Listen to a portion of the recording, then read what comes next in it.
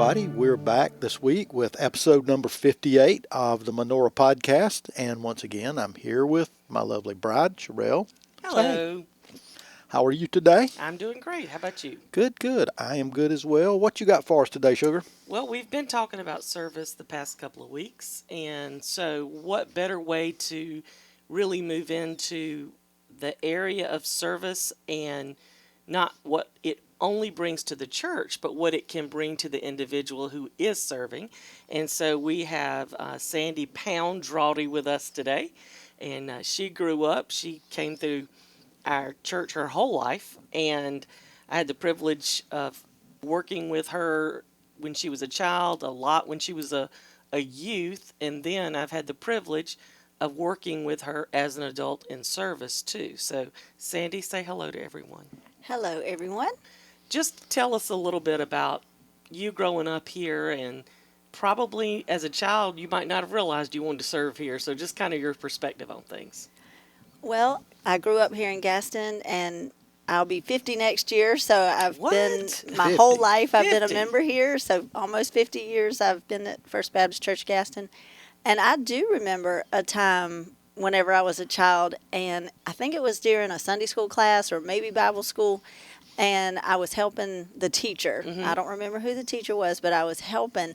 And I remember running across the street to the fellowship hall and just saying, so many kids just got saved. Like, I don't know if I don't remember what was happening, but I remember being so excited that several kids in that class that evening had accepted Christ. Oh, wow. So it may have been Bible school. I'm not sure, but that's one of my earliest memories of just being so excited about others learning who Jesus was and accepting him into his heart. And I just remember that being very special to me. And I do remember, I know there were many teachers that I had, and I'll forget a lot of names, but I do remember Pam Falal Spires was one of my church teachers. I remember her distinctly. We were upstairs in the part of the church that's not there anymore. And I just remember I loved our youth group. Mm-hmm. You, Sherrell, were one of our youth leaders, and Bobby Spires and Pam Spires. Y'all were faithful youth leaders to us, and I absolutely loved our youth group. And y'all not only made it fun, y'all made it super fun, but I also remember the biblical and scriptural focus that y'all had too.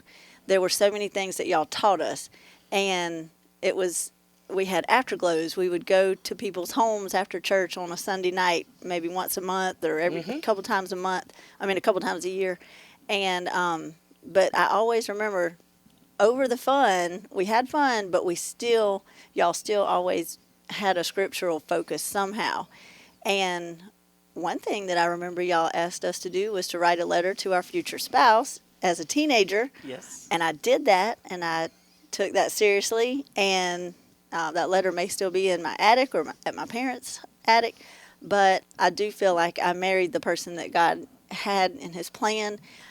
And he actually prayed with Pam Spires, and he accepted Christ with her praying with him. So I think that was during Vacation Bible School. yes. He had kind of grown up in church and didn't even really realize that he hadn't come to that point yet. Right. And he was helping us during that time. So it is exciting to see how God works in that. Matt's a great guy, and surely he was made for you. There's no doubt about that. Well, your mom, Sherrell, Aunt Cheryl, was the first person at this church that I came into church, and I told her, I said, Matt gave me a ring. He proposed. And I'll never forget, we were getting ready to do children's worship, and I sat down in front of her and told her.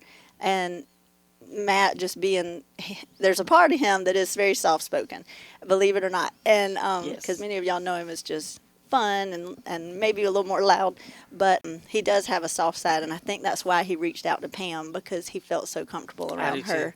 But Matt and I served in children's worship alongside with many other church members, and we started working in children's worship when we were dating, and still today I'm still working in children's worship many, many years later.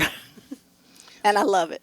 I know. And then your influence over the COVID time in our church life was almost unsurpassable. It was really, a lot of people have talked about how COVID was terrible for everything. I don't agree with that. It wasn't terrible for everything. We've had a lot of strides.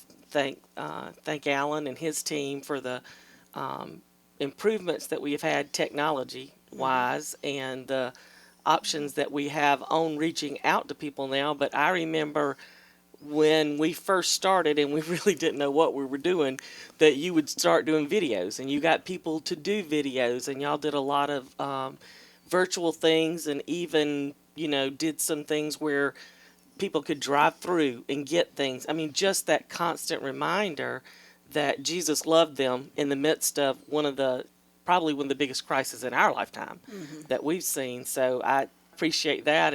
And the pastor has said that to me too. The maturity that he has seen in your life just the 4 years he's been here. Of course, Alan and I, we had the privilege of you living with us for a while, and we've seen so much of your life and influence on your friends as well, not just the kids that you've touched.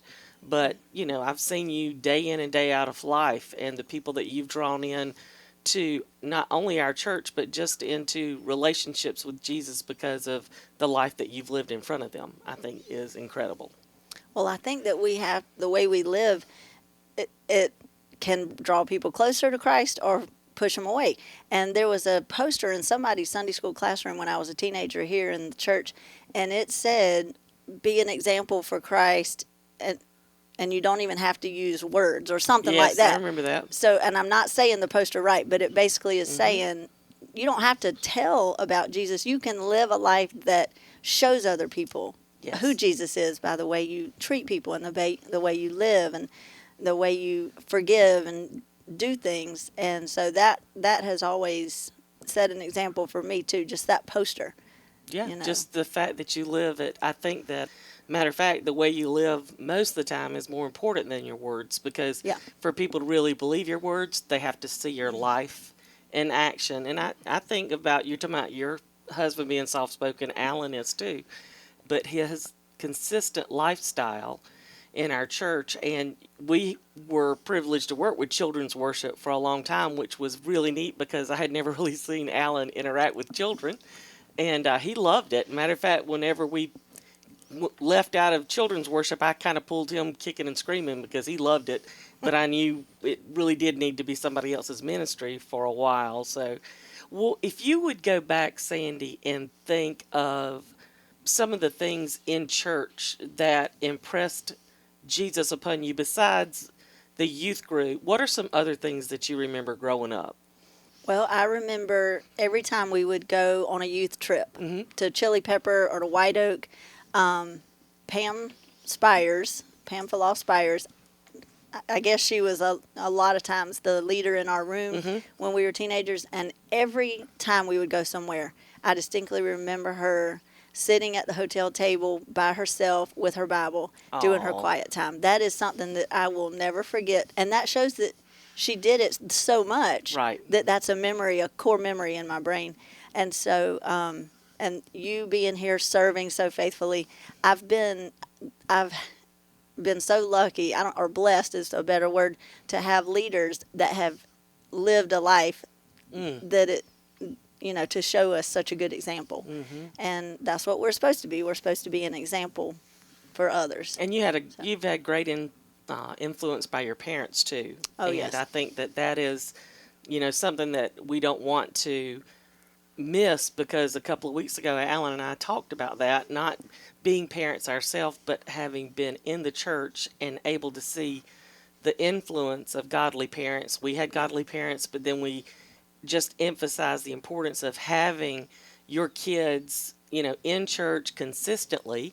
And I believe you did the Family Matters class, didn't you? Yes. And so I've taken both classes. What would you have to say about that? I wish everybody, even school teachers, with or without children, anybody that works with children, has children of their own or works with children, it would be such a good class. Wow. For them, not just parents, but it would be, we learn so many things that are so important on how to raise your children in a biblical way that will make all the difference in the world. And one of our church members, when she started coming to us, she has 3 children. She came to me and she said, Sandy, I need parenting advice. And I thought, I'm so excited. I sat down with her with that Family Matters book and with another book, Parenting by the Book by John Roseman. And I think when you raise your children or raise children by biblical guidance, you cannot go wrong. You just can't. And so I've even had conversations with my own 2 children about if they have a question about something or if they're confused about something. And one time, Britt even said a cuss word, and I said, you know what? We're going to go to the scripture and see what it says about cussing. And sorry, Britt, don't mean to call you out, but that's all right. That's a child. My mother did the same thing with me. Yeah, instead of just fussing and saying, don't do that, let's go to the scripture and see what the Bible says about this. So I think that is a really good thing. Allen, you, through the years, have mentioned to me, when we mentioned Sandra's parents, the influence of Terry Pound in your own life. Yes, Terry has played a really major role in my life, beginning really back in my high school days. Mm-hmm. I am a visual person. If you describe something that is very abstract, I'm building it in my mind. I can see it.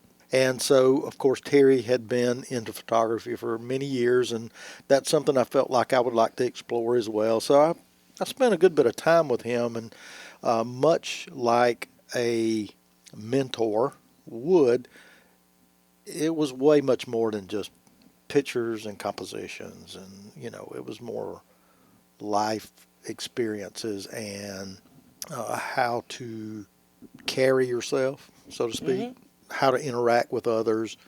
People are pretty much always looking at you. Mm-hmm.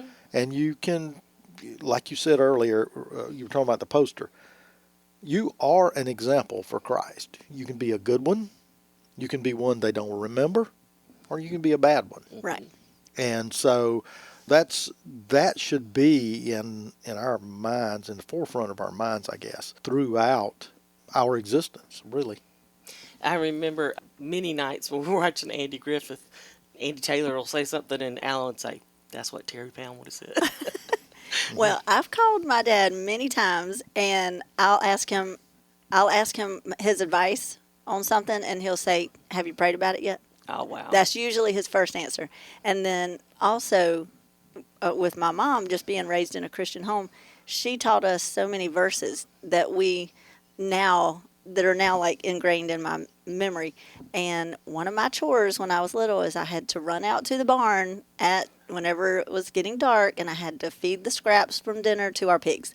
And I was so scared to run out there by myself, but my mama just said, you just say it. What times I'm afraid, I will trust in thee. Over and over and over again. And I'd run to the pigs and I would say that prayer over and over again. And I'd throw the food over the fence and I would run back.